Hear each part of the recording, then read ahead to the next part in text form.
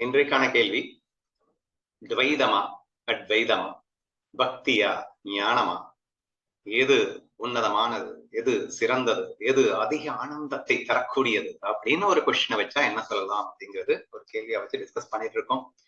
So எல்லாருமே நல்லாவே think பண்றீங்க. லைக் பக்தி இஸ் மோஸ்ட் எசென்சியல், ஞானமும் எசென்சியல், ரெண்டுமே ஒன்னா தெரியுது. போற போக்க பார்த்தா இதை விட இல்லாம அது இல்ல, அது இல்லாம இது இல்லைன்ற மாதிரி தெரியுது. இது எது உசத்தின்னு சொல்றது, எதை தாழ்த்தின்னு சொல்றது அப்படின்னு ஒரு கண்டுபிடிக்க முடியாத அளவுக்கு நம்மளுடைய சத்சங்கம் அழகாக சென்றதை நாம் கவனித்தோம். சரியா? சரி, இப்ப டோட்டலா சாரமா இதை எப்படி புரிஞ்சுக்கலாம் அப்படின்னு கேட்கும்போது எனக்கு என்ன தோணுது அப்படின்னா, ஆக்சுவலி பக்திக்கு திருப்படிகள் இருக்கு, ஞானத்துல திருப்படிகள் இல்ல. சரி, அனைத்தும் நான் சொல்லிட்டேங்கன்னா அங்க வந்து மூன்று திருப்படிகள்னு உங்களுக்கு புரியும் நினைக்கிறேன். காண்பன், காண்பவன், காணப்படும் பொருள் அப்படின்னு சொல்லிட்டு காண்பதுங்கிற ஒரு செயல். சோ இந்த மாதிரி இருக்கிறதுக்கு வந்து திரிப்புடிகள் அப்படின்னு சொல்லுவாங்க. சரியா? பட் அத்வைதத்துல அது கிடையவே கிடையாது. ஏன்னா இருப்பதே ஒண்ணு, காண்பவனும் நானே, காணப்படும் பொருளும் நானே, காணும் செயலும் நானே, அனைத்தும் நானே. சோ இந்த மாதிரி ஒரு விஷயம் வந்து அத்வைதம் அப்படின்னு புரிஞ்சுக்கணும். சரியா? துவைதம் அப்படின்னு புரிஞ்சுக்கணும்னா இந்த திரிபுடிகள் இருந்தா அது துவைதம்னு புரிஞ்சுக்கணும். சிம்பிள் டெஃபினிஷன் கூட நீங்க வச்சுக்கோங்க. சரியா? சரி, இப்போ இந்த டெஃபினிஷன் அடிப்படையிலேயே நீங்க பாத்தீங்க அப்படின்னு சொன்னா it is very easy to understand அப்படின்னு வந்துடும். இது துவைதம். ஆனா திரிபுடிகளோடு வாழ்வது அல்ல ஞானம்.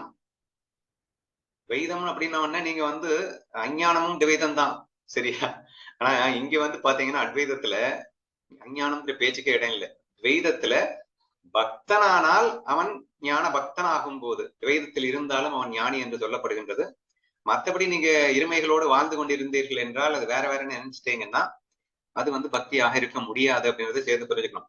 சரி, எனிவே இப்போ துவைத பக்தி அப்படின்றத கான்செப்டாவே வச்சுக்கோங்க. வெறும் துவைதம்னு சொல்றதை விட்டு துவைத பக்தி அப்படின்னு வச்சுக்கோங்க. துவைத பக்தினா என்ன அப்படின்னு சொன்னா, அந்த திரிபுடிகள்ல யார் யாருன்னு நான் காட்டிடுறேன். ஒருத்தன் வந்து பக்தன், இன்னொருத்தர் வந்து பகவான். சரியா? ரெண்டாச்சா? மூணாவது பக்தி அப்படின்னு ஒண்ணு வச்சுக்கோங்க. சரியா? பக்தன், பகவான், பக்தி என்ற திரிபுடலுடன் கூடியது ஒரு விஷயம். சரியா? அனைத்தும் நான் என்பது இன்னொரு விஷயம். இந்த ரெண்டுக்கும் தான் இப்ப வந்து பலப்பயிற்சி நடந்துகிட்டு இருக்கு. ஓகேவா? சரி, இப்போ ஈஸி டு அண்டர்ஸ்டாண்ட் அப்படிங்கிற அடிப்படையிலையும் ஈஸி டு ஃபாலோ அப்படிங்கிற அடிப்படையிலும் பாத்தீங்கன்னா 100% எல்லாரும் ஓட்டு போட வேண்டிய இடம் வந்து இங்கதான் வந்துடும் இல்லையா? சோ பகவானை புரிந்து கொண்டு, பகவான் அப்படின்னா யாருன்னு தெரியணும், பக்தன் நான் புரிஞ்சுக்கிட்டு, இந்த டே நீ பக்தன்டா, அது பகவான்டா, நீ அவருக்கு பணிவிடை செய், பக்தி செய் அப்படின்னு சொல்லும் போது, ஓ அப்படியா, புரியுது. சரியா? அனைத்தும் நான் என்னையா வளர்றேன் அப்படின்னு கேட்போம். சரியா? இதுவே வந்து கேள்வி கேட்போம், பகவானா அது யாரு அப்படின்னு எல்லாம் கேள்வி கேட்க தோணும். அல்லது அவரே தாண்டா குரு ரூபமாக வந்திருக்கிறார், ஏதோ இருக்கிறாரே குரு, இவர்தான் பகவான், இவர் உனக்கு ஆனந்தத்தை அள்ளி தருபவர் அப்படின்னு சொல்லும் போது, ஓஹோ அப்படியா அப்படின்னு சொல்லிட்டு ஓரளவுக்கு அவருடைய பேசும்போது, அவருடைய பழகும் போது, அவருடைய ஞானத்தை நாம் புரிந்து கொள்ளும் போது, அவருடைய ஆனந்தத்தை பார்க்கும் போது, அவருடைய அளவு கடந்த அன்பை பார்க்கும் போது, அவருடைய அந்த கிவிங் நேச்சரை பார்க்கும் போது, அவரை உன்னதமாக, ஒரு உயர்வாக, அவரை மேலானவராக என்னால் கருதுவது எளிது.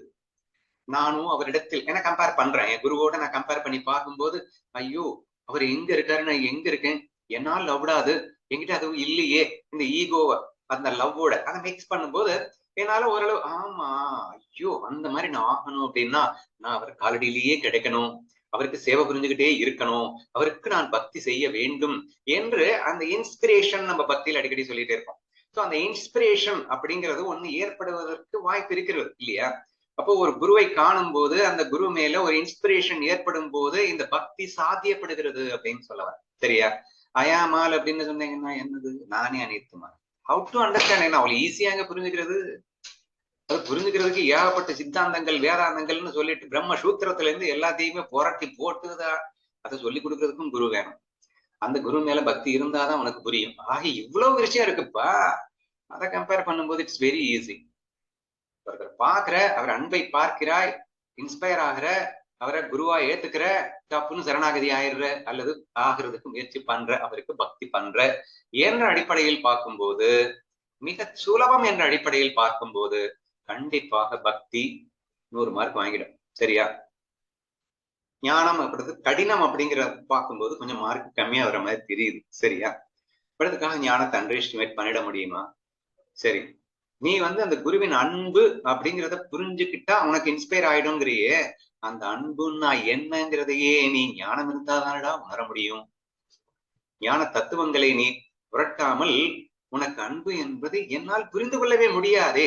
அகங்காரத்தின் உச்சத்தில் இருக்கின்ற ஒருவனுக்கு அன்பு என்றால் தெரியுமா? ஏங்க, நான் ஒரு இடத்துல பாக்குறேன், ஒரு மனைவி இருக்கா அகங்காரத்தின் உச்சத்துல, கணவன் இருக்கா அன்பின் உச்சத்துல. ஆனா கடுகளவு கூட அவன் அன்பை புரிந்து கொள்ளவே இல்லை கடைசி வரைக்கும். 10 பேர் கூட இருந்து எடுத்து சொல்றாங்க, ஐயோ அவன் அன்பை கண்டாயா, அன்பை கண்டாயா, என கிழிச்சான் அப்படின்னு இவ தூக்கி எறிகிறாளே தவிர அவன் அன்பை புரிந்து கொள்ளவே இல்லையே. அன்பை புரியணும்னா உனக்கு கொஞ்சமாவது ஞானம்ன்றது வேணும். இல்ல ஏன் அப்படி? ஃபர்ஸ்ட் ஆஃப் ஆல் அவர் எவ்வளவு ஹாப்பியா இருக்காரு அந்த லவ்லாங்கிறத கூட புரிஞ்சுக்க முடியல. நான் இந்த ஈகோல கஷ்டப்பட்டுட்டு இருக்கேன்றதையும் புரிஞ்சுக்க முடியல. அவன் லவ்ல இருக்கான், அந்த லவ்னால தான் சந்தோஷமா இருக்கான்றதும் புரிஞ்சுக்க முடியல. சுத்த ஞான சூன்யமாக வாழ்ந்து விட்டால் உனக்கு பக்தி எப்படியடா பிறக்கும்? ஞானம் இல்லாமல் பக்தி வரும். புரிதல் இல்லாமல் உனக்கு அன்பென்றாலே என்னவென்று தெரியாமல் நீ அன்பிடம் சரண் புகத்தான் முடியுமோ என்ற ஆஸ்பேந்து நீங்க யோசிக்கும் போது, ஓ கொஞ்சம் ஆஹா என்னாச்சு, ஸ்வெட் ஆயிடுச்சு.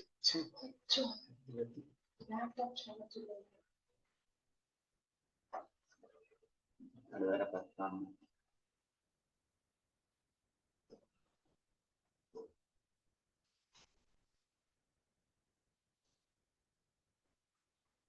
இது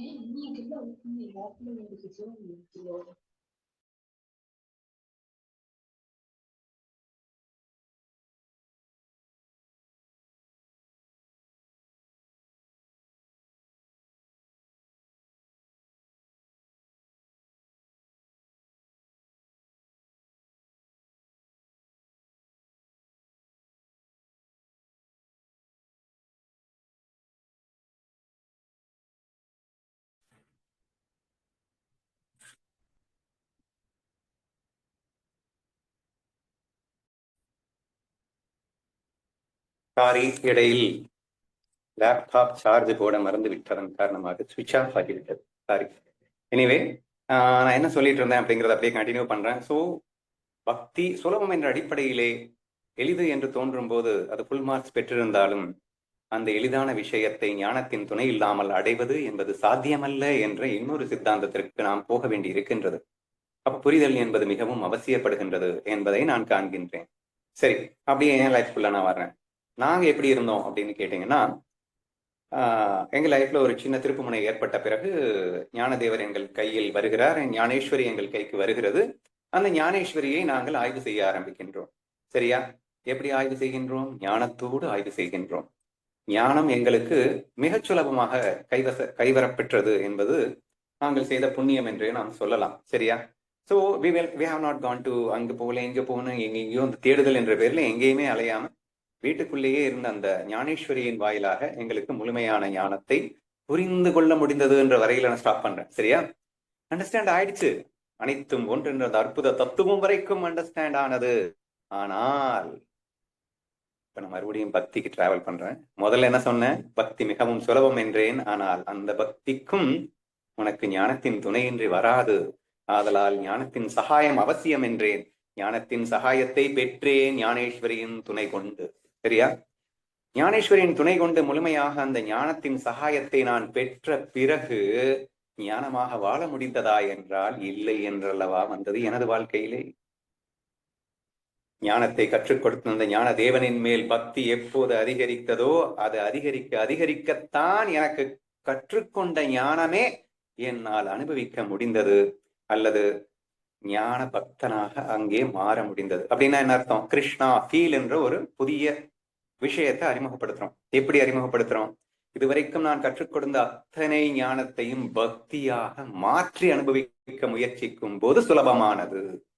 ஸோ எடுத்தவொடனே கிருஷ்ணா ஃபீல். கிருஷ்ணா ஃபீல்னா என்ன அர்த்தம்? அங்க நான் அனுபவிச்ச அல்லது நான் உங்களுக்கு சொன்ன கிருஷ்ணா ஃபீல்ல நல்லா கவனிச்சு பார்த்தீங்கன்னா, ஒரு ஐடல் வர்ஷிப் அப்படிங்கிற பேர்ல ஒரு சிலை இருக்கும், அந்த சிலையை நீங்க கும்பிடுங்க, அது உங்களுக்கு நல்லது பண்ணும், அந்த மாதிரி நான் பேசினதே கிடையாது. உங்களுக்கு நல்லாவே தெரியும். சரியா? சோ இங்கே இருப்பதெல்லாம் கண்ணன், இங்கே கண்ணனை தவிர வேறு எதுவுமே இல்லை என்றும் கண்ணன் மாயைக்காக அவனே ஆயிரம் ஆயிரம் வேஷங்களை போட்டுக்கொண்டு உன்னோடு விளையாட வருகின்றானடா என்ற ஒரு விஷயத்தை நம்ம சொல்லி காட்டணும். சரியா? அப்போ கண்ணனின் மேலும் ஞானதேவரின் மேலும் பக்தியை வரவழைத்துக் கொண்ட பிறகு அந்த கண்ணனே அல்லது அந்த ஞானதேவனே இங்கே ஆயிரம் ஆயிரம் ரூபங்களில் எனக்காக வந்து என்னோடு விளையாடுகின்றான் என்ற அந்த பாவத்தை நான் வெளிப்படுத்தும் போது அங்கே ஞானம் என்பது அனுபவத்துக்கு கொஞ்சம் கொஞ்சமாக வருகிறது என்பதை நாம் காண்கின்றோம். சரியா? இப்ப கூட எங்க இருக்கோம் அப்படின்னு சொன்னா, கிருஷ்ணா ஃபீலினுடைய அந்த முதல் பகுதியில பாத்தீங்க அப்படின்னு சொன்னா, நான் வேற, கண்ணன் வேற. கண்ணன் தான் எல்லாம், ஆனா அவன் எனக்காகவே வந்திருக்கின்றான் என்று புரிந்து கொண்டு அந்த கண்ணனுக்காக நான் சேவை செய்ய நினைக்கின்றேன். இங்க கண்ணனுக்காக அப்படின்னா உலகத்துள்ள அத்தனை பேருக்குமாக, ஏன்னா உலகத்துள்ள அத்தனை பேரையுமே கண்ணனாக காண்கின்றேன் அப்படிங்கிற விஷயமும் வந்துருச்சு. சரியா? இல்ல நம்ம கன்ஃபியூஷனே இல்லாம ஈஸியா அனுபவிக்கிறதுக்கு ஹெல்ப் பண்ணது எதுன்னு கேட்டீங்கன்னா ஞானம். நல்லா புரிஞ்சுக்கோங்க. இங்கே நமன பக்தி, இன்னும் சில பக்தி மாதிரி கண்மூடித்தனமான பக்தி கூட கிடையாது. இங்கே கண்ணன் வேஷத்திற்கேற்றார் போல் நீ விளையாடு, ஆனால் அன்பு மாறாமல் விளையாடு, பக்தி மாறாமல் விளையாடு, கண்ணன் என்ற புரிதலோடு விளையாடு, சரணாகத பாவத்தில் இருந்து கொண்டு நீ சண்டை கூட போடு அப்படிங்கிற ரேஞ்சுக்கு நம்மளால பேச முடிஞ்சது அப்படின்னு சொன்னா அது ஞானத்தின் சகாயம், பக்தியின் சகாயம் இரண்டும் கலந்ததாக இருந்ததனால் கிருஷ்ணா ஃபீல் என்ற அந்த அற்புத விஷயத்திற்குள் நாம் நுழைய முடிந்தது. சரியா? சரி, கிருஷ்ணா ஃபீல் அப்படிங்கிற அந்த இதுல நம்ம ஃபர்ஸ்ட் மியர் பக்தி, ஜஸ்ட் ஒருவருடைய அன்பை மட்டும் பார்த்தோம், அந்த அன்புல நாம் கரைய நினைக்கிறோம், அது ஒரு பக்தின்னு சொன்னோம். ஆனால் அன்பை முழுமையாக காண்பதற்கும் அவரிடம் முழுமையாக கரைவதற்கும் நமக்கு ஞானத்தின் சகாயம் அவசியம் என்றோம். இப்படி ஞானத்தின் சகாயம் பெற்ற பிறகு பக்தியையும் ஞானத்தையும் கலந்து அனுபவிக்கக்கூடிய ஒரு விஷயமாக கிருஷ்ணா ஃபீலின் முதல் பகுதி வருகிறது. அங்கே நான் கண்ணன் என்ற இரண்டே பேர், அக்கம் பக்கம் யாரும் இல்லா பூலோகம் வேண்டும், அந்திப்பகல் உன்னருகே நான் வாழ வேண்டும் என்று ஆடி பாடுங்கள் என்றோம் நாம். சரியா? அப்போ அங்க நானும் கண்ணனை தவிர வேற யாருமே இல்லை அப்படின்னு சொன்னோம். அப்ப இங்கே ஆயிரம் ஆயிரம் ரூபங்கள் இருக்கு, அனைத்தும் கண்ணன் எனக்காக போட்டு வந்த வேஷங்கள் என்ற புரிதலோடு அவனோடு நீங்கள் ஆனந்தமாக விளையாட பழகுங்கள் என்று நம்ம ஒரு விஷயத்த நம்ம எக்ஸ்பிளைன் பண்ணினோம் இல்லையா? இப்போ இந்த ஒரு விஷயம் நீங்கள் பழக பழக பழக பழக என்ன ஆகிறது என்றால், அந்த பகவானின் அன்பை கண்டு நீங்கள் பழக பழக என்ன ஆகிறதுன்னா, நெக்ஸ்ட் ஸ்டெப் என்ன? என் பகவானுக்காகவே நான் என்னையே அர்ப்பணிக்க போகின்றேன் என்று முழுமையான சரணாகத பாவம் வந்து ஈஸியா டெவலப் ஆகுது. அப்போ கண்ணன் தான் எல்லாமா இருக்கான்னு புரிஞ்சுக்கிட்டு அவனோட விளையாட ஆரம்பிக்க ஆரம்பிக்க கண்ணனின் அன்பிலே நான் நெகிழ நெகிழ நெகிழ எனக்குள் அந்த அன்பு ஊற்றெடுக்கின்றது. அது என்னை அவரோடு ஐக்கியப்படுத்த துணிகின்றது. சரணாகதி செய்யவே நான் துணிந்து விடுகின்றேன் அப்படின்னா அந்த நானை டோட்டலாக விட்டுவிட நான் நினைக்கின்றேன் அப்படின்னு சொல்ல வரேன். சரியா? இதை விடுறதுக்கு அப்படின்னா எப்படி விட முடியும் அப்படின்னா, எகெயின் ஞானத்தின் சகாயம் எனக்கு அவசியப்பட்டது. நானை விடுறதுன்னா எப்படி விடுறது தெரியணும்ல. நானும் ஒண்ணுமே இல்லைன்னு புரிஞ்சா முழுமையாக சரணாகதி பாவம் கிட்டுகிறது. அப்போ ஞானத்தின் சகாயமின்றி பக்தி வராது, பக்தியின் சகாயமின்றி ஞானம் வராது. இந்த ரெண்டு எந்த அளவுக்கு பின்னி பிணைந்திருக்கின்றது என்பதை அனுபவபூர்வமாகவே நாம் காண வேண்டியிருக்கின்றது அப்படின்னு சொல்ல வரேன். சரியா? அப்போ ஃபர்ஸ்ட் ஸ்டெப் ஆஃப் பக்தி வந்ததுக்கு அப்புறம் நெக்ஸ்ட் பூரண சரணாகதி ஏற்படுவதற்கும் ஞானத்தின் சகாயம் தேவைப்பட்டது. எப்படி அப்படின்னு கேட்டீங்கன்னா, இப்போ ஆஃப்லைன் நம்ம டிஸ்கஸ் பண்ணிட்டு இருந்ததெல்லாம் நல்லா கூர்ந்து கவனிச்சீங்க அப்படின்னு சொன்னா, இங்கே இந்த ஆத்மஸ்வரூபம் என்று ஏன்னா எல்லாமே அவங்க காட்டினதுதான். சோ ஆத்மா என்று ஒன்று இருக்கிறது, அதுவேதான் ஈஸ்வரனாகவும் இருக்கிறது, அதுவேதான் ஜீவனாகவும் இருக்கின்றது, அதுவேதான் எல்லாமாகவும் இருக்கின்றது. ஆத்மா உண்மை சுரூபமாக இருக்கின்றது, ஆனால் அதுவே பொய் சுரூபங்களாக ஜீவன் ஈஸ்வரனாக மிளிர்கின்றது என்ற இந்த எல்லா விஷயங்களையும் நாம் முழுமையாக ஆய்வு செய்யும் போது இந்த ஜீவன் ஈஸ்வர ஐக்கியம் என்பது எப்போது நடக்கின்றது என்றால், இங்கே இது முழுக்க முழுக்க மாயா என்ற தெளிவான புரிதல் ஏற்படும் போது, அல்லது இந்த ஒன்னஸ் ஃபீல் அப்படிங்கிறது நல்லா புரியும் போது. எங்க ஒண்ணுன்னு புரிஞ்சாதாங்க ஒன்னாக முடியும். ரெண்டுன்னு நீங்க நினைச்சுக்கிட்டு இருக்கிற வரைக்கும் ஒன்னாவது என்பது சாத்தியம் இல்லை. இப்ப சரணாகதிங்கிறதே ஒன்னஸ் தான்.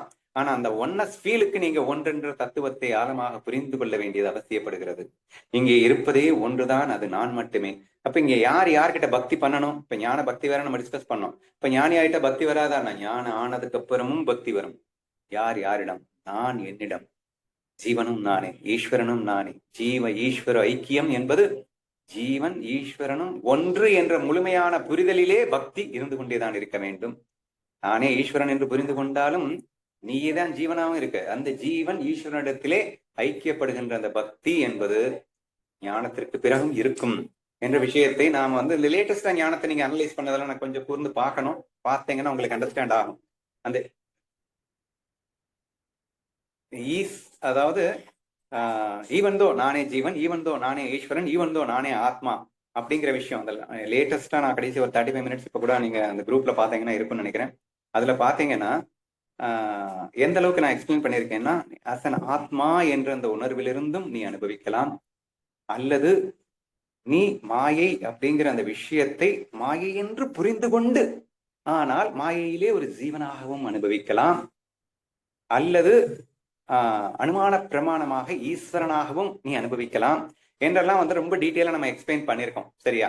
அப்போ என்ன சொல்ல வர்றேன் அப்படின்னா, பக்தி ஞானத்தை பிரிக்க முடியாதுன்னு சொல்லிட்டேன். ஆனா ஞானமின்றி முழுமையான சரணாகதியும் வராது, சரணாகதமின்றி ஞானம் புரியவும் புரியாது. அப்போ ரெண்டையும் நீங்க வந்து ஒன் சைட் பை சைடா எடுத்துக்கொண்டு போய்கொண்டே இருக்கும்போது அங்கே ஒரு பூரணத்துவம் ஏற்படுவதாக அமைகிறது. சரியா? இப்ப எது வந்து பயங்கரமான பிளிஸ் அப்படிங்கிற ஒரு கேள்விக்கு நான் ஆன்சர் சொல்லி ஆகணும். இதுக்கு என்ன ஆன்சர் சொல்லணும் அப்படின்னு கேட்டீங்கன்னா,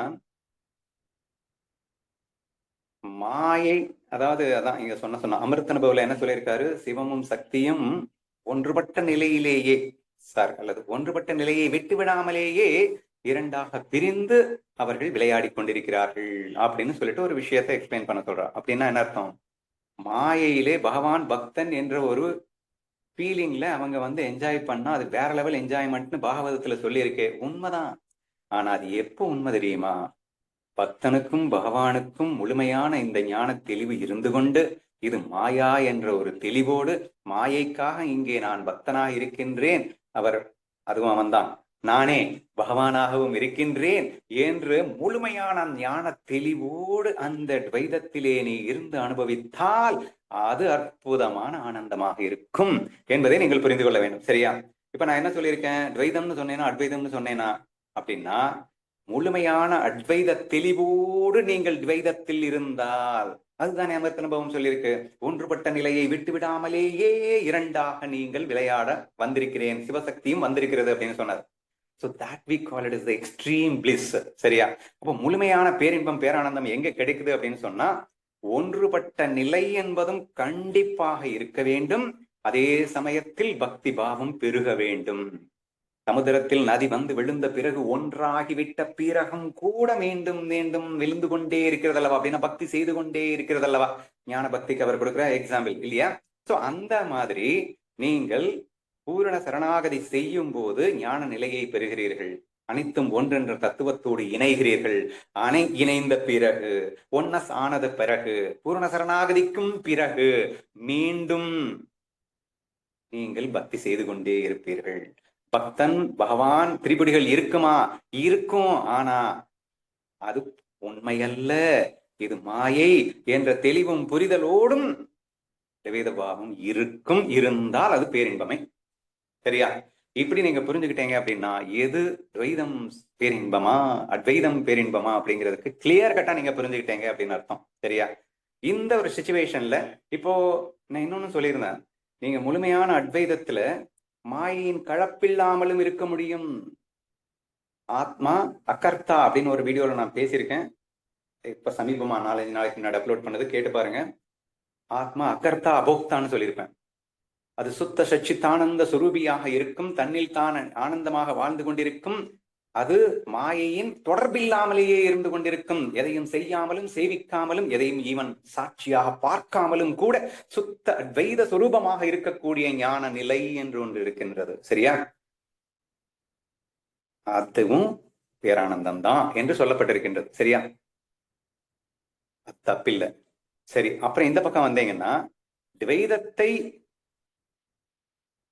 ஆனந்தம் இருக்கிறது அப்படிங்கிறது எப்படி புரிஞ்சுக்கணும் அப்படின்னா, அந்த ஞானத்தை மிஸ் செய்யாம புரிஞ்சுக்கோங்க அப்படிங்கிறாங்க. இப்ப என்ன, ஆத்மாவே தான் பொய்யாக ஜீவனாக ஈஸ்வரனாக உலகமாக இருக்கிறது என்ற முழுமையான தெளிவோடு நீ உண்மை தத்துவத்தோடு அனுபவிக்கிறாயா, அல்லது உண்மை தத்துவத்தை மறந்து விடாமல் நீ தெளிவாக பொய் தத்துவத்தை அனுபவிக்க போகிறாயா? அப்பயோ சரியா? தப்பே கிடையாது. அந்த பக்தர்கள் வந்து பகவான் ஆடி பாடினாங்க, துவைத பாவத்துல இருக்க நினைக்கிறாங்க அப்படின்னா தப்புன்னு சொல்ல வரல. ஆனா அதுக்கு மாயா வேணும். ஏன்னா திரிபுடிகள் வேணும்னா மாயா வேணும். மாயையில தான் திரிபுடிகள் இருக்க முடியும். ஆத்மானுபவத்துல திரிபுடிகள் இல்ல. சோ தேர்ஃபோர் நீங்க திரிபுடிகள்ல இருங்க. ஆனா திரிபுடிகள்ல இருக்கேன்னு சொல்லிட்டு ஞானத்தை மிஸ் பண்ணிட்டு, அனைத்தும் ஒன்றென்ற அற்புத தத்துவத்தை மிஸ் பண்ணிட்டு, நான் ஜீவனும் நானே, ஈஸ்வரனும் நானே, அனைத்தும் நானே என்ற தத்துவத்தை மிஸ் பண்ணிட்டோம்னா, அதை மறந்துட்டு நீங்க துவைத பாவத்துல நீங்க பக்தி பண்ணீங்கன்னா, அது வேணா இனிஷியல் பக்தி, ஸ்டேட் ஆஃப் பக்தின்னு வேணா வச்சுக்கோங்க.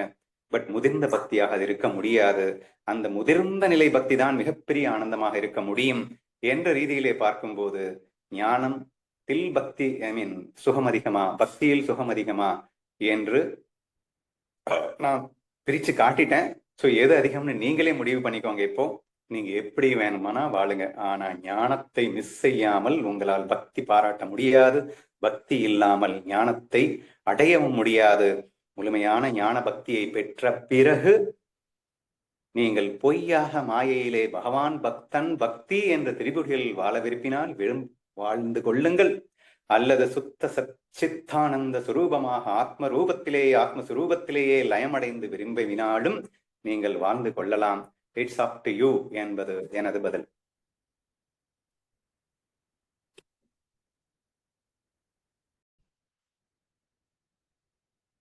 துவைதமா அத்வைதமா, பக்தியா ஞானமா என்ற ஒரு விஷயத்தை நாம் ஆழமாக விவாதித்துக் கொண்டிருந்தோம்.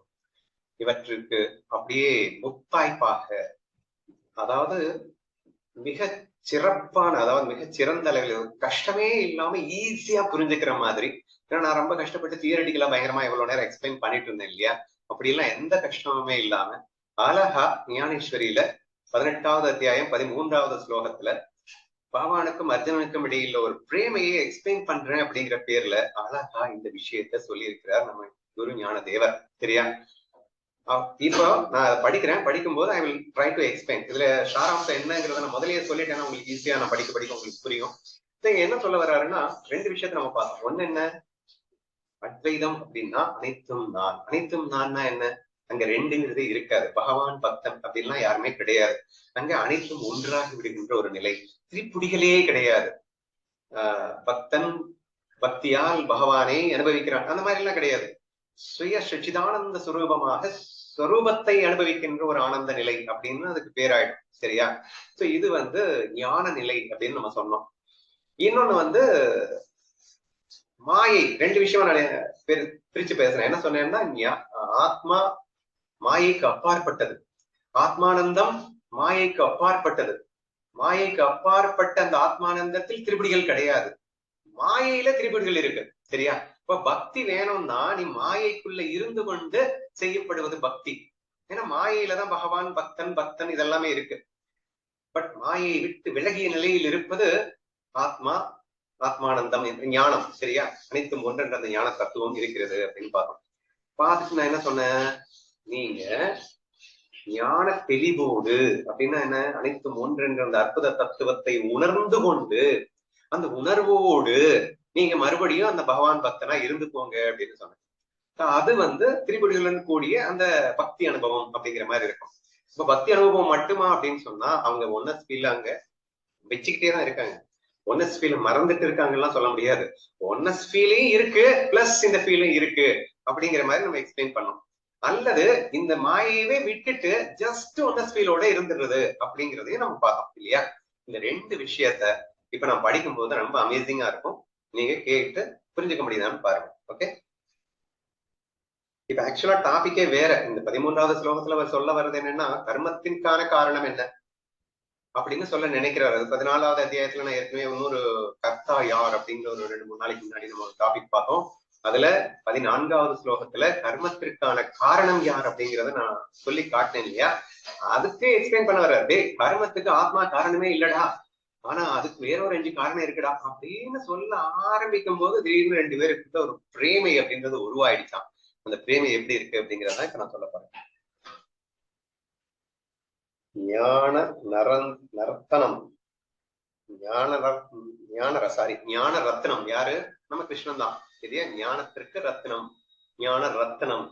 ஞான ரத்னம் ஆகிய நான் உன் கையில் அகப்பட்டிருக்க, நீ இந்த விஷயத்தை பிறரை கேட்டு அறிந்து கொள்ள வேண்டிய கஷ்டம் என்னத்திற்காக? கண்ணன் ஒரு அதீத பிரேமையில அர்ஜுனன்ட்ட பேச ஆரம்பிக்கிறான். டேய், ஆத்மா அகர்த்தா அப்படிங்கிற விஷயத்த நான் கிட்ட சொல்லும் போது, அப்ப கர்த்தா யாரு அப்படின்னு உனக்கு தோணுது. உனக்கு தோன்றும் போதே எனக்கு தெரிஞ்சிருந்தா உனக்கு என்னென்னலாம் சொல்லணும்னு நீ என்கிட்ட கூட கேட்டு தெரிஞ்சுக்க வேணாம்டா. 2வது ஞான ரத்தினமே ஆனா நான் உன் கைக்கு கிடைத்து விட்டதால் வேற யாருதான் நீ கேட்டு தெரிஞ்சுக்கணும்ன்ற அளவுக்கு நான் விட்டுடுவேனா? என்கிட்டயே நீ கேட்கறதுக்கு முன்னாடி நான் எக்ஸ்பிளைன் பண்ணிட்டு இருக்கேன். நீ வேற யாருகிட்ட போய் கேட்டு நிக்கணும்? நான் இருக்கேன்டா உனக்கு, நான் சொல்றேன்டா. சோ ஒரு ஃபுல்லஸ்ட் ஃபீலோட கண்ணன் வந்து பேச ஆரம்பிக்கிறான். ஓகேவா? நீ இந்த விஷயத்தை பிறரை கேட்டு அறிந்து கொள்ள வேண்டிய கஷ்டம் என்னத்துக்கு? தன் ரூபத்தை தானே நன்றாய் பார்த்துக் கொள்ளும்படியாக கையில் கண்ணாடி கிடைத்திருக்கும் போது பிறரை கேட்டறிந்து கொள்வது எண்ணத்திற்காக. தன் ரூபத்தை பார்த்துக் கொள்ள கண்ணாடியே கையில கிடைச்சிருச்சுன்னு வேற எங்கேயும் தேடி ஓடணும்னு அவசியம் இல்ல. அந்த மாதிரிடா நான் உனக்கு கண்ணாடி மாதிரி நான் கிடைச்சிருக்கேன்டா, உன் கையிலேயே இருக்கேன்டா. நான் இருக்கும்போது நீ என்னடா கஷ்டப்படணும் அப்படின்னு ஒரு ஃபீலை எக்ஸ்பிரஸ் பண்றாரு இந்த இடத்துல. பக்தனானவன் ஒரு வஸ்துவை அடைய விரும்பி அவ்வஸ்து அங்கிருக்குமோ என்றெண்ணி ஒரு இடத்தை நோக்கினால் அவ்விடத்தில் நானே அவ்வஸ்துவாய் போய் அவன் கண் முன் நிற்பேன். ஒரு பக்தன் வந்து அந்த வஸ்து எங்க இருக்கு, அங்க இருக்குமா அங்க இருக்குமா அப்படின்னு சொல்லிட்டு அவன் தேடுறதுக்கு முன்னாடி அந்த வஸ்துவா இவரே போய் உட்காந்துக்கிட்டு நிப்பாராம். Such a kind of love பக்தன் மேல் அந்த பகவானுக்கு இருக்கின்றது அப்படின்னு சொல்லிட்டு கண்ணன் சொல்றான், அர்ஜுனடியே சொல்றான். டேய், நீ நினைக்கிறதுக்கு முன்னாடி நான் உனக்கு நினைக்கிறதெல்லாம் ஈடேற்றி தருவேனடா. அதான் 12வது அத்தியாயத்துல நிறைய இடங்களை சொல்லிட்டாரு. பக்தனுக்கு அவனுடைய சர்வஸ்தையும் நான் பார்த்துக் கொள்வேன். அவனுடைய இகலோக பரலோக எல்லாத்தையுமே நான் பார்த்துக்குவேன். அவன் பாத தூளியா இருந்து நான் சேவை செய்வேன். இந்த ரேஞ்சுக்கு அவருக்கு எக்ஸ்பிளைன் பண்ணியிருக்காரா? சோ இந்த இடத்துல அந்த அர்ஜுனனை பார்த்து இந்த மாதிரி விஷயங்களை பேச ஆரம்பிச்சிட்டாரு. கவலையே படாத, நான் இருக்கேன் உனக்காக அப்படின்னு சொல்லி ஆரம்பிக்கும் போது, அப்படிப்பட்ட நான் இக்காலத்தில் உனக்கு சர்வவிதமாகவும் பரந்தரமான உன் இஷ்டப்படி எல்லாம் என்னை ஆட்டுவிக்கும் படுவதான அப்படின்னு அர்த்தமா. பரந்தனான அப்படின்னா விளையாட்டு சாமானாய் உன் கையில் சிக்கி போயிருக்கின்றேனே, நான் உனக்கு கிடைச்சதுக்கு அப்புறம் உனக்கு என்னடா கவலை அப்படின்னு சொல்லிட்டு. ஏன்னா அவன் இஷ்டப்பட்டதெல்லாம் காட்டினார்ல. 11th அத்தியாயத்துல அவன் வந்து கேட்கிறான், எனக்கு விஸ்வரூபத்தை பாக்கணும்னு ஆசையா இருக்கு. எல்லாம் நீன்னா அதெல்லாம் பாக்கணும்ல அப்படின்னு சொன்னாங்க. அதுக்கு என்னடா காட்டினா போச்சு அப்படின்னு சொல்லிட்டு விஸ்வரூபத்தை காட்டுறாரு. இவருக்குமே காண கிடைக்காதவர்ல அவன் எக்ஸ்பிளைன் பண்ணிட்டு வர்றாரு. டே, இதெல்லாம் அவ்வளவு ஈஸி இருக்கா, எவனுக்குமே நான் காட்டினது இல்லடா. பெரிய பெரிய தவங்கள் இருந்த முனிவர்கள் யாருக்குமே காண கிடைக்காத காட்சி அப்படின்னு சொல்லிட்டு பார்த்துட்டு இருக்கான். திடீர்னு ஒரு கட்டத்துல பயந்து போயிடறான். அண்ணா, எனக்கு பயமா இருக்கு, எனக்கு 4 சதுபுஜங்களோடு கூடிய அந்த அழகிய கிருஷ்ணன் எனக்கு வேண்டும். அப்படியா, நோக்கே நோ ப்ராப்ளம் அப்படின்னு மறுபடியும் சதுர்புஜத்தோட வந்துடுறாரு. ஒவ்வொரு தடவையும் வரும்போது அவனுக்கு எக்ஸ்பிளைன் பண்ணிட்டு தான் வர்றாரு. லூசிப்பையில என்னடா இப்படி இருக்க நீ அப்படின்னு சொல்லிட்டு, அது எவ்வளவு பெரிய விஷயம், அது வேணாங்கிற, சரி நீ கேட்ட இல்ல, நீ கேட்டா என்ன செய்வேன் அப்படின்னு அந்த ரூபத்தோட வந்துடுறாராம். இப்படி அவன் கேட்டதெல்லாம் வந்து அப்படியே கொடுத்து கொடுத்து கொடுத்து மகிழ்ச்சி. ஞானேஸ்வரில் நிறைய இடங்கள்ல இந்த விஷயங்கள் வந்துகிட்டே இருக்கும். அர்ஜுனனுடைய பாக்கியம் அப்படின்னு எல்லாம் வந்து நிறைய வர்ணிச்சிருப்பார் இந்த கண்ணன் கிடைச்சது அப்படின்னு சொல்லிட்டு. சரியா? இங்க கண்ணனே சொல்லிட்டான் நான் இருக்கேன் அப்படின்னு சொல்லி. இப்போ இப்படி பிரேமையின் வேகத்துக்கு வசப்பட்டு போனவராய் பகவான் பேசிக்கொண்டே வந்து மெய்மறந்து போனார். அப்போது அர்ஜுனனும் ஆனந்த பெருக்கில் விழுந்து அதில் உருகி போய் கொண்டிருந்தான். சரியா? இந்த இடத்துல நீங்க நல்லா புரிஞ்சுக்கோங்க, 2 பேரும் துவைதத்துலதான் இருந்தாங்க. இவன் பக்தன், அவன் பகவான். பகவானும் பக்தனும் 2 பேரும் ஒரு சம்பாஷணை நடந்துட்டு இருந்தது. நடந்துட்டு இருக்கும்போது திடீர்னு ஒரு பிரேமை விலாசம் உருவாகிறது. அப்படியே பிரேமையில கண்ணன் வந்து அப்படி உருக ஆரம்பிக்கிறான். அர்ஜுனா, நான் இருக்கேன்டா அப்படின்னு சொல்லிட்டு அந்த பிரேமையில உருக உருக என்ன ஆகுது அப்படின்னா, பிரேமைக்கு வசப்பட்டு போய் பகவான் தன்னை இழக்கின்றார், அர்ஜுனன் தன்னை இழக்கின்றான். இருவரும் ஒருவரை ஒருவர் இழந்து இங்கே பகவான் பக்தன் எல்லாம் காணும், எல்லாம் ஒன்னாயிடுச்சு. சரியா? சோ இங்க அத்வைதமாக மாறுகின்றது அப்படின்னு புரிஞ்சுக்கோங்க. சரியா? சோ அத்வைத சுகமும் அதுக்காக சலைச்சது கிடையாதுன்னு சொல்ல வரேன். நீங்க மாயையா பகவான் பக்தனா இருந்து ஒரு சுகத்தை அடைங்க, அதுவும் வந்து சுகம்தான். அதுக்காக அந்த திரிபுடிகளே அற்ற ஒன்றாக இருக்கின்ற அந்த அற்புத ஞான சுகம் அப்படிங்கிறதும் சலைச்சதல்ல அப்படிங்கிறத அழகா இந்த இடத்துல எக்ஸ்பிளைன் பண்ணியிருக்காரு. இப்ப என்ன ஆயிடுச்சு அப்படின்னா, இவங்க 2 பேருக்குள்ள அந்த லவ் வந்து மெர்ஜ் ஆயிடுச்சு, ஒன்னாயிடுச்சு. கண்ணனும் தன்னை மறந்தான், அர்ஜுனனும் தன்னை இழந்தான். இருவரும் தங்களை இழந்து இருவரும் ஒன்றாகிறார்கள். சரியா? அடுத்து படிக்கிறேன், புரியுதான் பாருங்க. உருகி போய் கொண்டிருப்பவனானான். பௌர்ணமியின் பூரணச்சந்திரனுடைய பிரகாசத்துக்கு முன் சந்திரகாந்தமானதுதான் ஒரு கல் என்று பிரசித்தி பெற்றதாக இருந்தாலும் கரைந்து ஒரு தடாகமாகவே ஆக தொடங்குவது போலே. அதாவது சந்திரகாந்த கல் சந்திரனை பார்த்தவுடனும் அது உருகிடுமா, சரியா? இப்போ அந்த கல் அப்படிங்கிறது உருகி அது தடாகமாக மாறிடுச்சு அப்படின்னு. இந்த இடத்துல என்ன எது உருகி எதுவா மாறுது அப்படின்னா, அன்பு அனுபவம் அப்படிங்கிற இந்த ரெண்டு உருகி ஒன்னாயிடுச்சான், சரியா? சி ஐ ஆம் எக்ஸ்பீரியன்சிங் அப்படின்னு சொல்லிட்டா கூட திருப்பி வந்துடும். அப்போ அங்க நான் இருக்கக்கூடாது, நான் அனுபவிக்கிறேன்னு சொல்லும் போதே இங்க நான் வந்துருது இல்ல. அப்ப அனுபவமாகவே நீ இருந்து விடு அப்படின்னு சொல்ல வேண்டிய ஒரு அற்புதம் இங்கே நிகழ்கிறது அப்படிங்கிறத அடுத்த லைன்ல சுட்டி காட்டுறாரு இந்த எக்ஸாம்பிளோட. ஆகிவிடுவ தொடங்குவது போலே சுகம் அதை அனுபவித்தல் என்ற இவ்விரண்டு பாவத்துக்கும் உள்ள வித்தியாசம் முற்றிலும் அற்று போய் அர்ஜுனன் அச்சமயத்தில் சுகமாகவே ஆய்விட்டார் போல் தோன்றிக் கொண்டிருந்தான், சரியா? சோ ஐ ஆம் எக்ஸ்பீரியன்சிங் தி ஹாப்பினஸ் அப்படிங்கிறது இல்லாம சுகம் அனுபவம் அப்படிங்கிறது கண்டுக்குள்ள வித்தியாசம் உடைந்து போய் சுகமாகவே அவன் மாறி போயிருந்தான். இப்ப அவன் சுகமா மாறி போயிருக்கும் போது நத்திங் இஸ் தேர், மாயே கிடையாது அவன்கிட்ட. நல்லா புரிஞ்சுக்கோங்க. பகவான் இருக்கிறதும் தெரியாது, பகவான் இருக்காரா இல்லையான்னு தெரியாது, நான் இருக்கேனா இல்லையான்னு தெரியாது, பகவான் இருக்காரா இல்லையான்னு தெரியாது, ஒண்ணுமே இல்லை.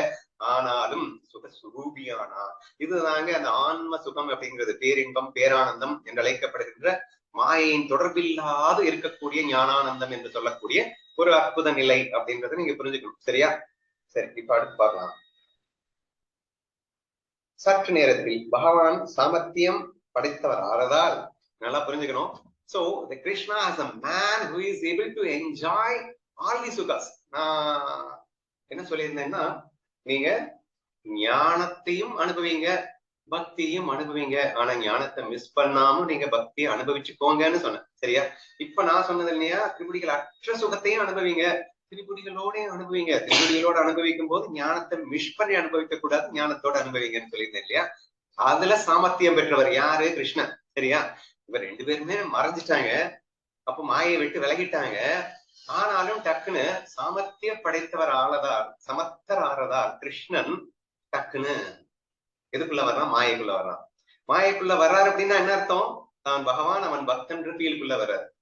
ஏன்னா ஒன்னஸ் ஃபீல்ட்ல பகவான் பக்தன் எதுவுமே இல்லை, அங்க எதுவுமே இல்லைன்னு சொல்றேன், சரி? மாயையின் விடுபட்ட ஒரு அற்புத நிலை அப்படின்னு சொன்னீங்க, அந்த நிலையில இருக்காங்க.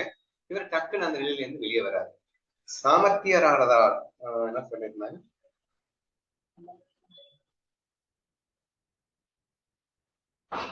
பகவான் சாமர்த்தியம் படைத்தவர் ஆனதால், சரியா?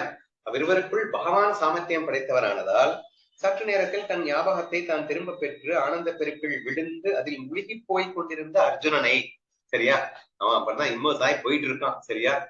இவர் வெளியே வந்துட்டு முழுகி போயிருந்த அர்ஜுனனை காப்பாற்றுவதற்காக மிக்க பரபரப்புடன் ஓடி வந்தார், சரியா? காப்பாற்றுவதற்காக ஓடி வந்தார் அப்படின்னா என்ன அர்த்தம்? அவன் அத்வைதமா போயிட போறானே அப்படின்னு சொல்லிட்டு துவைதத்துக்கு கூப்பிடுறதுக்கு ஓடி வந்தாராம், சரியா? பரபரப்புடன் ஓடி வந்தார். அவ்வளவு பெரியவனான அர்ஜுனனையும் அவன் பிரஞையும்னா அந்த ஒன்னஸ் ஃபீல் அப்படிங்கிறது ஒரு பிரஞை, டுவாலிட்டி ஃபீல்ங்கிறது இன்னொரு பிரஞை, சரியா? ஃபீல் அப்படின்னு வச்சுக்கோங்க. பிரஞையும் சேர்த்து முழுக்கி விடும்படியாக புரண்டு வந்த ஆனந்தத்தின் அந்த பெரும் வெள்ளத்தை கூட பகவான் ஒரு பக்கம் ஒதுக்கி வைத்து விட்டு, சரியா? அவ்வளவு பெரியவனான அர்ஜுனனையும் அவன் பிரஞையையும் சேர்த்து ஃபுல்லஸ்ட் ஒன்னஸ் ஃபீல்லையும் சேர்த்து முழுக்கி விடும்படியாக புரண்டு வந்து கொண்டிருந்த ஆனந்த வெள்ளம். இந்த ஒன்னஸ் ஃபீல்ல என்ன ஒரு கிக்கு அப்படிங்கறத அழகா எக்ஸ்பிளைன் பண்ணியிருக்காரு இந்த இடத்துல, சரியா? புரண்டு வந்த ஆனந்தத்தின் அந்த பெரும் வெள்ளத்தை கூட பகவான் ஒரு பக்கமாக ஒதுக்கி வைத்து, ரெண்டு பேரும் அவ்வளவு பெரிய பேரானந்தத்துல இருந்தாங்க, ஏன்னா ஒன்னஸ் ஆயிட்டாங்க. ஆனாலும் அதெல்லாம் அப்படி ஒதுக்கி வச்சுட்டு, ஹே பார்த்தா, நீ இன்னான் என்று தெரிந்து கொண்டு இந்த பிரஞா ஞாபகத்தினின்று விழித்துக்கொள் என்றார். இந்த ஒன்னஸ் ஃபீல்டுக்குள்ள போகாம நீ அர்ஜுனன்கிறத நீ பாட்டுக்கு மறந்துடாதரா, நீ வாடா அப்படின்னு கூப்பிட்டார், சரியா? இப்போ எல்லாமே அடுத்தடுத்து அவராவே அழகா அர்ஜுனன் கேட்கிற கொஸ்டின் எல்லாம் பாருங்க, எவ்வளவு அழகா இருக்கு. இப்போ ஒன்னஸ் ஃபீல்ட்ல தடுத்துட்டார் யாரு? கிருஷ்ணன் தடுத்துட்டார். அழகா அவன் ஒன்ன ஸ்பீட்ல போயிட்டு இருக்கான். டேய் நீ யாருன்னு தெரிஞ்சுக்கோ, நான் யாருன்னு புரிஞ்சுக்கிட்டு வெளியில வாடா, நீ பாட்டுக்கு ஒன்னஸ்ல இருக்காதரான்னு புரண்டு வந்த ஆனந்த வெள்ளத்தை அவர் உடைத்து வைத்து விட்டு வாடான்னு கூப்பிட்டார். சரியா? அவ்வளோ பேரானந்தத்துல திக்கி போயிட்டு இருக்கிற அந்த ஒன்னஸ் ஸ்பீட்ல இருந்து கூப்பிட்டா வர மனது வருமா அப்படின்னு அர்ஜுனனுக்கு மனசு வரல. அதை என்ன சொல்றான்னு பாக்கலாமா? அப்போது அர்ஜுனன் பிரங்கை அடைந்தவனா இங்க வந்துட்டாரு, டுவாலிட்டி ஃபீல்க்கு வந்தாச்சு. இப்போ தலையை அசைத்துக் கொண்டு, ஹே பிரபுவே, உம்மை விட்டு பிரிவுபட்ட ஒரு நிலையில் இருந்து கொண்டு மிக துன்பப்படைந்திருந்தனா அந்நிலையினின்றும் தப்பித்துக் கொண்டு உம்முடன் ஒன்றுபட்டு போக முயன்று கொண்டிருந்தேன் என்பதை நீர் அறிந்திருக்க வேண்டுமே. அப்படி இருக்க நான் விரும்பியதையெல்லாம் கொடுத்து எனக்கு செல்லம் கொடுக்கும் நீரே ஏன் என் ஆசைக்கு குறுக்காக விழுந்து அதை நிறைவேற்றாமல் செய்கிறீர் என்று வினவினார். என்ன அற்புதமான கொஸ்டின், புரியுதா கண்ணா? இத்தனை நாளா நான் வேற நீ வேறன்னு டுவாலிட்டியில இருந்துட்டு உன்னை மறந்துட்டு உன்னோட நான் ஐக்கியப்படாம விலகி இருந்ததுனால ஆயிரம் துன்பத்தில் இருந்தேனே. அவ்வளோ துன்பத்துக்கும் விடுபட்டு இன்று நான் உன்னோடு ஐக்கியப்படுகின்றேன் என்று பொருள். அப்படியே ஆஹா அந்த டூனஸ் ஃபீல் போயிட்டு என் கண்ணனோட நான் ஐக்கியப்படுறேன், நான் செம்மையா நான் போயிட்டு இருக்கேன் ஒன்னஸ் ஃபீல்ட்ல. நீ கடைசியில வந்து குறுக்க வந்து தடுத்துட்டியே கண்ணா, என்ன கேட்டாலும் கொடுப்பியே, அவ்வளவு செல்லம் கொடுப்பியே, உன்னோடு கரைகின்ற அந்த விஷயத்துல நீ என்னை தடுத்து வைக்கலாமா? உன்னுடைய ஆசையும் அதுதானே, என்னோடு கலந்து விடு, என்னிடம் சரணாகதி செய்து விடு, அப்படி இப்படின்னு கேட்டுட்டு தானே இருப்ப கண்ணா. நீ உனக்கு பிரியப்பட்டது தானே அது, எனக்கும் பிரியமாக இருந்தது. உள்ள போயிட்டு மெர்ஜாயிட்டு இருக்கும் போது இப்படி கெடுத்துட்டியே அப்படிங்கிறான் அர்ஜுனன். சரியா? அதுக்கு கண்ணன் சொல்ற விளக்கத்தை பாருங்க. குறுக்காக விழுந்து அதை நிறைவேற்றாமல் செய்கிறீர் என்று விளங்கினான். அதை கேட்டு ஸ்ரீகிருஷ்ணன் பின்வருமாறு மிக்க அழகாய் பதில் சொன்னார். ஹே பைத்தியக்காரா, பிகினிங் எப்படி இருக்கு பாருங்க. இதே லூசு பையலே அவன் வந்து பயங்கர ஆதங்கத்தோட கேட்கிறான். கொஸ்டின் பார்க்கும்போது நமக்கு சிலிர்ப்பா இருக்குது இல்ல, என்ன ஆமா இல்ல, ஐயோ என்ன ஒரு என்னது இந்த நிலையில போயிட்டு அவர் பாட்டுக்கு எழுப்பிட்டாரு, அவன் பாட்டுக்கு ஒன்ன ஸ்கில்ல ஜம்னு போயிட்டு இருக்கிறவட அப்படின்னு உங்களுக்கு தோணி இருக்கும். ஆனா நம்ம ஆரம்பிக்கிறாரு, பைத்தியக்காரட லூசு பயலே அப்படின்னு ஆரம்பிக்கிறாரு. சந்திரிகையும் சந்திரனும் ஒரே வஸ்துவானதால் அதை ஒரு காலும் வேறுபட்டிருந்ததே இல்லை. ஆகவே அவை கடந்து போவதென்பது பொருந்தாத வார்த்தையாகும். அப்படியே ஸ்ரீகிருஷ்ணனும் அர்ஜுனனும் ஆத்ம வஸ்துவாதலால் ஸ்ரீகிருஷ்ணனோடு தான் ஒன்றுபட்டு போக முயன்று கொண்டிருந்ததாக அர்ஜுனன் சொன்னது பைத்தியக்காரன் என்ற வார்த்தை குறிக்கின்றது. ஆக்சுவலா டீட்டெயிலா நான் அவ்வளவு எக்ஸ்பிளைன் பண்ணிருக்காரு. That's the truth. ஆக்சுவலா என்ன சொல்றேன்னா, சந்திரிகை சந்திரன், சந்திரன் ஒளி சந்திரன் வச்சுக்கோங்க, ரொம்ப கன்ஃபியூஸ் பண்ண வேணாம். சரியா? சந்திரன் ஒளி வேற சந்திரன் வேறன்னு எவனாவது சொல்லுவானா? நாராயணனாக இருப்பவர்கள் அல்லவோ அர்ஜுனனும் கிருஷ்ணனும். இவர்களை வேறன்னு எவனாவது சொல்ல முடியுமா? அப்போ பைத்தியக்காரான்னு ஏன் திட்டேன் அப்படிங்கிறாரு. சரியா? ஏன் திட்டேன் அப்படின்னா, அவன் என்ன சொன்னா, நான் வேறு நீ வேறு என்று நான் முட்டாள்தனமாக துவைத பாவத்திலே கஷ்டப்பட்டுக் கொண்டிருந்தேன் இத்தனை வருடங்களாக நாட்களாக. ஞானாபதேசம் பெற்று அதை அடைய முயற்சித்துக் கொண்டிருக்கும் வேலையிலே தானாகவே அந்த ஒன்ன ஸ்கேலுக்குள்ள போயிட்டு இருந்தேனே, மெர்ஜாயிட்டு இருக்கிற வேலையில என்ன பிரிஜிட்டியேடா கண்ணா அப்படின்னு கேட்கும் போது சொல்றான், டேய் லூசு, நீயும் நானும் என்னைக்குமே பிரியவும் முடியாது, பிரிஞ்சதும் கிடையாது, சேர்ந்தேதாண்டா இருக்கும். நீ என்னமோ புதுசா மெர்ஜார மாதிரி பேசிட்டு இருக்கியடா, எப்படா நம்ம பிரிஞ்சோம்? சோ இங்க வாங்க, ஒன்னஸ் ஃபீல்ல இருந்து கொண்டே டுவாலிட்டியில நம்ம பிளே பண்ணிட்டு இருக்கோம்டா கண்ணன் சொல்றான். சரியா? சோ சாமர்த்தியம் படைத்தவர் அல்லவா கண்ணன், மிகப்பெரும் ஞானி அல்லவா கண்ணன். சோ ஐ மீன் ரெண்டுலயுமே 100% ஈக்குவலா என்ஜாய் பண்ணக்கூடிய கெப்பாசிட்டி இருக்கிறவன் யாருன்னா நம்ம கண்ணன். சரியா? அதாவது முழுமையான அந்த ஒன்னஸ் ஃபீல்ல மாயையே இல்லாம செமையா என்ஜாய் பண்ணவும் தெரியும், 100% மாயையில இருந்து கொண்டும் எல்லளவும் அந்த ஒன்னஸ் ஃபீலை இழக்காமல் என்ஜாய் பண்ணவும் தெரியும் என்ற இந்த ரெண்டு நிலையையும் அழகா சுட்டி காட்டுறதுக்காகவே ஞானதேவர் இப்படி ஒரு அற்புதமான ஒரு விஷயத்தை எழுதியிருக்காரோ அப்படின்னு எனக்கு தோணுச்சு. சரியா? இப்போ அர்ஜுனன் கேக்குறான், என்ன ஏன் வந்து ஒன்னஸ் ஃபீல்ட்ல இருந்து வெளியே கொண்டு வந்த அப்படின்னு. அதுக்கு பகவான் சொல்றாரு, என்னைக்கு நீ நம்ம ஒன்னஸ் ஃபீல்ட்ல இருந்து வெளியே வந்தோன்னு இன்னைக்கு புதுசா வந்து நீ ஒன்னஸ் உள்ள போக போற, நான் வந்து தடுத்து கொண்டு வந்துட்டேன் அப்படின்னு எல்லாம் பேசிட்டு இருக்க. எப்பயுமே நம்ம ஒன்னஸ் தான்டா, ஆத்மஸ்வரூபமானது ஒன்றுதான், அது எப்போதும் அதுதான், அது எல்லாமாக இருந்து கொண்டிருக்கிறது என்று நீ உணர வேண்டாமா? இப்போ பொய்யாக மாயையாக இருக்கின்ற நீயும் நானும் ஒண்ணுதான், வேற எல்லாம் கிடையாது. ஆனா சும்மா நாச்சுக்கும் நான் பக்தன்ற வேஷம், நீ பக்தன்ற வேஷத்திலையும் நான் பகவான்ற வேஷத்திலையும் நம்ம ரெண்டு பேரும் வந்து ஒரு கேம் ஆடிட்டு இருக்கோம். இந்த சுவையை சுவைப்பதற்காக இப்ப நீ வெளியே வா. நல்லா புரிஞ்சுக்கோங்க. ஒன்னஸ் ஃபீல்ட்ல சுவைப்பதற்காக சென்று கொண்டிருந்த அவர்கள் மீண்டும் வந்தார்கள். எதற்காகனா திரிபுடனுடன் கூடிய மாய சுவையை சுவைப்பதற்காக, பகவான் பக்தன் என்ற சம்வாத சுவையை சுவைப்பதற்காக, நண்பர்கள் என்ற அந்த சுவையை சுவைப்பதற்காக வாடா அப்படின்னு கூப்பிடுறாராம். இப்ப அவனை ஏன் திட்டினாரு அப்படின்றது ரீசன் புரிஞ்சுக்கோங்க. முழுமையான ஞான நிலையில் இருந்து கொண்டு நாம் இருக்க வேண்டும். இப்படி ஞானத்தை மிஸ் பண்ணிட்டு இல்ல, முழுமையான ஞான நிலையில் இருந்து கொண்டு பகவான் பக்தனாக மறுபடியும் இருப்போண்டா அப்படின்னு கண்ணன் கூப்பிடுறான் அப்படின்னு புரிஞ்சுக்கோங்க. ஓகேவா?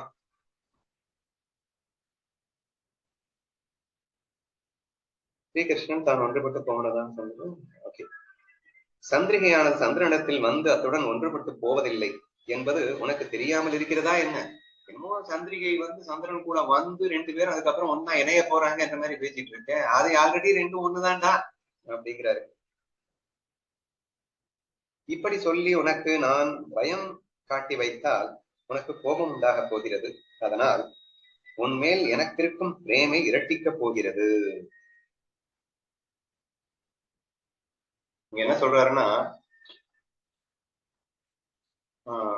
ரெண்டும் ஒண்ணு அப்படின்னு சொன்னா பயம் உண்டாகிறது அப்படிங்கறத நம்ம இங்க எடுத்துக்க வேணாம். நம்ம என்ன புரிஞ்சுக்கலாம், நான் என்ன புரிஞ்சுக்கிட்டேன் அப்படிங்கறத மட்டும் சொல்றேன். சம்வாதம் என்னும் இந்த சுகத்தை புசிப்பதற்காக இப்போது இரண்டாக இருக்கின்றோம். அப்போது ஒன்ன ஸ்பீட்ல புசிச்சோம். இப்போ டுவாலிட்டியில இந்த ஒரு சுவையை புசிப்பதற்காக நம்ம இரண்டாக இருக்கின்றோம். இதனால் என்னுடைய பிரேமை இரட்டிப்பாகிறது. ஆக்சுவலா ஐ லவ் மைசெல்ஃப் அப்படிங்கிறத விட ஐ லவ் யூன்னு ஒரு கிக்கு ஜாஸ்தி தானங்க. Even though I myself has been divided into two and I am expressing myself with my, நான் என்னுடன் என் பிரேமையை சொல்லுகின்றேன் என்றாலும் நானே ஒரு கற்பனையில மாயா ரெண்டா பிரிஞ்சு நான் இவருடன் பேசுவது போட்டு ஒரு பாவனையில கிக் அதிகம் தானே. திரிபுடிகளோட ஐ லவ் யூன்னு சொல்லும் போது ஒரு கிக் அதிகம் தானே. அதுக்காக நீங்க அஞ்ஞானமா வந்து ஒன்ன ஸ்கில மிஸ் பண்ணிடக்கூடாது. Again and again remind you. ஓகேவா? ஸோ அந்த ரெண்டுமே இதுல வந்திருக்குன்றதுனாலதான் கோட் பண்ணியிருக்கேன். ஸோ பகவான் சொல்றார், உண்மையில் உள்ள எனக்கு பிரேமை இரட்டிக்க போகிறது. இந்த மாதிரி டுவாலிட்டி பாவத்துல வர்றதுனால பிரேமை எனக்கு கூடத்தான் போகிறது. நம்ம ரெண்டு பேருக்குடைய லவ் இன்க்ரீஸ் ஆக போகிறது அப்படின்னு சொல்றாரு. பிரேமையின் இயற்கை இப்படியே இருக்கிறது அல்லவா? பரஸ்பர பிரேமை பாராட்டின இருவருக்குள் இப்படியே ஏற்பட்ட பின் தங்கள் மனசு இருக்கும் பரஸ்பர பிரேமையை அவ்விருவரும் இங்கிதங்களால் தெரிந்து கொண்டு சமாதானப்பட்டு போய் ஆனந்தப்படுவதே அல்லவா அவ்விருவருக்கும் உலகில் வாழ்ந்திருப்பதில் உத்தம பிரயோஜனம். ஆக்சுவலி ஒரு டிஃபரன்ஸ் இருக்கணும், ஆனா பிரேமை இருக்கணும். இப்ப பகவான் பக்தன் டிஃபரன்ஸ் இருக்கு, ஆனா பிரேமை இருக்கு. திருடன் போலீஸ்காரன் எக்ஸ்ட்ரீம்லி ஆப்போசிட். ஆனா ஒரு பிரேமையோடு அந்த கேம் அவங்க பண்ணினாங்க அப்படின்னா கிக் வேற லெவல்ல தான் இருக்கும். ஸோ ஏற்றத்தாழ்வுகள் இருக்கணும், ஆனா இருக்கக்கூடாது. பிரேமை அப்படின்னு வரும்போது ஏற்றத்தாழ்வு இல்லை, ஆனா கேம் ஃபீலுக்காக ஏற்றத்தாழ்வு இருக்கணும். ஸோ தேர்ஃபோர் இந்த ஒரு ஏற்பாடு அமைஞ்சிருக்கு. பிரேமையின் விஷாரம் அப்படித்தானே இருக்கின்றது. அப்படி இருந்தா தானே பிரேம செமையா கிக்கா இருக்கும் அப்படின்னு அழகா எக்ஸ்பிளைன் பண்றாரு. ஆனால் இவ்விஷயத்தில் இவ்வளவு சொன்னது போதும். நான் இதற்கு முன் என்ன சொல்லிக் கொண்டிருந்தேன்? ஏ பாண்டு புத்ரா, கர்மங்கள் அனைத்தும் ஆத்மாவோடு சம்பந்தமற்றவை என்றல்லவா நான் சொன்னேன். இப்ப பாருங்க, மறுபடியும் பியூட்டி வருது. இப்ப மறுபடியும் ஆரம்பிச்சுட்டாரு. என்ன, டே வா போதும், நம்ம பேக் டு நான் என்ன சொல்லிட்டு இருந்தேன்? கர்மத்திற்கு ஆத்மா காரணம் அல்ல, வேற ஒரு 5 காரணம் சொல்லிட்டு இருந்தேன்ல, அங்க ஆரம்பிப்போவா அப்படின்னு கூப்பிடுறாரா? சொன்னேன். அப்போது அர்ஜுனன், ஐயா, என் மனசில் இருந்ததை தேவரீர் சரியாக வெளியிட்டு வைத்தீர். இப்போது விசாரித்து அறிந்து கொள்ள வேண்டிய விஷயம் இதுவே. சகல கர்மத்துக்கும் விதையான 5 காரணங்களை உனக்கு தெரிவிப்பேன் என்றல்லவா நீர் பெங்கை செய்து வைத்தீர். ஆமா, நீங்க அப்படிதான் சொன்னீங்க. சகல கர்மங்கத்திற்கும் இந்த 5 தான் காரணமாக இருக்கிறது நீங்க ஏற்கனவே ப்ராமிஸ் பண்ணியிருந்தீங்க. அன்றியும் ஆத்மாவுக்கு கர்மத்தின் விஷயத்தில் சம்பந்தமே இல்லை என்றும் நீர் சொல்லி வைத்தீர். ஆத்மா எந்த கர்மத்தையும் செய்யாத அப்படிங்கிறதையும் நீங்க தெளிவா சொல்லியிருந்தீங்க. இதை விவரித்து காட்டி உத்தமமான வஸ்துவை எனக்கு நீர் செய்து தர வேண்டும் என்று அவன் கேட்டுக்கொண்டான். இப்ப மறுபடியும் வந்து டிஸ்கஷன் ஸ்டார்ட் ஆயிடுச்சு. சரியா? அதுதான் பிரேமை விலாசம் எல்லாம் முடிஞ்ச பேச்சு மறுபடியும் என்ன படிச்சுட்டு இருக்கேன்னு கேட்காதீங்க. ஒரு முக்கியமான விஷயம் இருக்கு, அதனாலதான் படிக்கிறேன். சோ ஆரம்பிச்சிட்டாரு. ஆமா ஆமா, நீங்க அதான் சொல்லி காட்டணும்னு நினைச்சீங்க, அதை சொல்லி காட்டுங்க அப்படின்னு சொல்லும் போது டக்குன்னு பாருங்க இங்க என்ன நடக்குதுங்க என்று சொன்னார். இதை கேட்டு விஸ்வத்துக்கெல்லாம் ஈஸ்வரனான ஸ்ரீகிருஷ்ணன் மிக்க சந்தோஷம் அடைந்து இந்த விஷயத்தை தெரிந்து கொள்ள வேண்டும் என்று மறியல் இருந்து கொண்டு கேட்கிறவன் எனக்கு எங்கே கிடைக்கப் போகின்றான். ஆர்வமோட இந்த மாதிரி ஒரு சிஷ்யன் கேட்டு தெரிஞ்சுக்கணும்ன்ற மாதிரி ஒரு சிஷ்யன் எனக்கு எப்படா கிடைப்பான், ஐயோ கிடைச்சிட்டியடா அப்படின்னு சொல்லிட்டு மறுபடியும் பிரேமைக்குள்ள போறாரு நம்ம கிருஷ்ணன். சரியா? பிரேமைக்குள்ள போகும்போது ஆட்டோமேட்டிக்கா எல்லாமே உயர்வு தாழ்வோட தானே இருக்கணும். பிரேமைக்குள்ளன்னு போகும்போது புத்தி எல்லாம் வந்து இந்த ஒன்னஸ் ஃபீல் எல்லாம் மறந்தாதான் பிரேமையை நல்லாவே காட்ட முடியும் அப்படின்னு கூட தோணுது எனக்கு. சரியா? இங்க பாருங்க என்ன நடக்குதுன்னு. எனக்கு எங்கேயே கிடைக்கப் போகின்றான். ஆகவே இவ்விஷயத்தை சொற்களுக்குள் அடக்கி வைத்து நான் உனக்கு கொடுக்கிறவனாக இருந்தாலும் நீ பிரீத்தியுடன் இதை கேட்பதால் நான் உனக்கு கடனாளியாகிவே விடுவேன். எனக்கு யாருன்னா கிடைப்பாங்க இந்த மாதிரி எல்லாம் கொஸ்டின் கேட்கறதுக்கு? ஐயோ, சொற்களுக்குள் அடக்கி வைத்திருக்கிற ஒரு பொக்கிஷத்தை நான் கொடுக்குறேன். ஆனா கொடுக்குறேன் அப்படிங்கிறவன் என்னைக்குமே கடனாளி ஆக மாட்டான். ஆனா நான் சொல்றேன்டா, உனக்கு கொடுக்கறதுனாலயே நான் கடனாளிடா அப்படின்னு ஒரு பிரேமியை வசப்பட்டு பயங்கரமா பேச ஆரம்பிச்சிடுறாரு. சரியா? இப்ப அவன் வந்து ஒன்னஸ் ஃபீல ரிமைன் பண்றான். சரி, நீங்களும் நானும் ஒண்ணுதான், இது சும்மா நாச்சுக்கும் தான் அப்படின்னு எல்லாம் வந்து பேசினதெல்லாம் மறந்துடாதீங்க அப்படின்னு இப்ப யார் ரிமைன் ஃபர்ஸ்ட் அர்ஜுனன் ஒன்னஸ் ஃபீல்குள்ள போயிட்டு இருக்கும் போது இவர் டுவாலிட்டி கொண்டு வந்தார். இவர் பாட்டுக்கு இவர் வந்து டுவாலிட்டியில போயிட்டு இருக்கும் போதே இவன் ஞாபகப்படுத்துகின்றான் அந்த ஒன்னஸ் ஃபீல்ல. சரி சரி, ரொம்ப எல்லாம் பேச வேணாம், ரெண்டு பேரும் ஒண்ணுதான், சும்மா தானே விளையாட்டுக்கு தானே விளையாடிட்டு இருக்கோம், ரொம்ப ஃபீல் பண்றீங்க அப்படின்னு கேட்கிறேன் பாருங்க. காணும், நீ பிரீத்தியுடன் இதை கேட்டு கடனாளியாகவே விடுவேன் என்று சொன்னார். அப்போது அர்ஜுனன், ஐயா, சற்று முந்தி நீரே சொன்னதை நீர் மறந்து விட்டீர் போலும். நான் இருவரும் நீர் நான் என்ற ஒரு பிரகிருத பாவத்தை இன்னும் பாராட்டி கொண்டிருக்கிறோமா என்று சொன்னான்.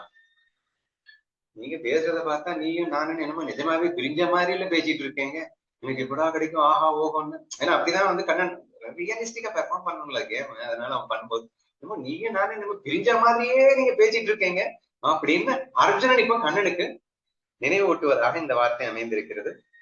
பாராட்டி கொண்டிருக்கிறோமா என்று சொன்னான். அப்போது ஸ்ரீகிருஷ்ணன், நீ சொல்வது சரியே, ஆனால் நான் சொல்வேன் என்று முன்பு பிரதிஜை செய்து வைத்த அந்த விஷயத்தை இப்போது சொல்ல போகின்றேன், நீ உன்னுடைய கவனத்தை எல்லாம் வைத்து கேட்டுக்கொள்ள அர்ஜுனா அப்படின்னு சொல்லி இந்த ஞானேஸ்வரியில அந்த சம்பாதம் நிறைவேறுங்க. So how important it is அப்படிங்கிறது நேற்றே நான் அந்த வீடியோவோட நான் கம்பைன் பண்ணி இதை சொல்லியிருக்கணும். எனிவே பரவாயில்ல, இன்னைக்கு கேட்டாங்க குறைஞ்சா போயிடுவோம். ஸோ புரிஞ்சுக்கோங்க, நான் நேற்று சொன்ன விஷயத்துக்கு இதை விட எக்ஸ்பிளனேஷன் பெட்டரா யாருமே கொடுக்க முடியாது. ஸோ ஞானமா பக்தியா, ஒன்னஸ் ஃபீலா, டுவாலிட்டியா, அதாவது துவைதமா அத்வைதமா என்று நீங்கள் ஆராய்ச்சி செய்ய விரும்பினால் இரண்டும் ஒன்றுக்கொன்று சளைத்ததல்ல. ஒன்னஸ் ஃபீல்ல எக்ஸ்ட்ரீம் கிக் தான். இன்ஃபேக்ட் அந்த கிக்கோடவே நீங்க துவைத பாவத்திலையும் அனுபவித்தால் அதுவும் தவறல்ல என்ற இந்த சம்வாதத்தை வைத்து நாம் புரிந்து கொள்ள முடிகிறது என்பதை உங்களோடு பகிர்ந்து கொண்டேன்.